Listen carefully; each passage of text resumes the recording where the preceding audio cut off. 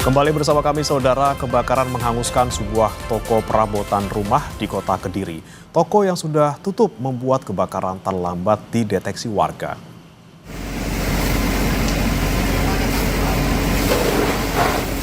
Toko perabotan rumah di Jalan Doho, kota Kediri, ludes terbakar pada Rabu malam.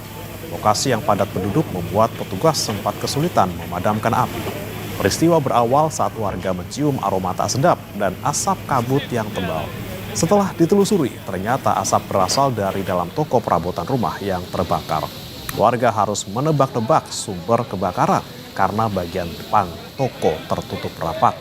Karena banyaknya perabotan yang terbuat dari plastik, api cepat membesar dan merembet ke seluruh bangunan. Petugas mengerahkan 10 unit mobil pemadam kebakaran untuk menjinakkan si jago merah. Belum diketahui pemicu kebakaran ini.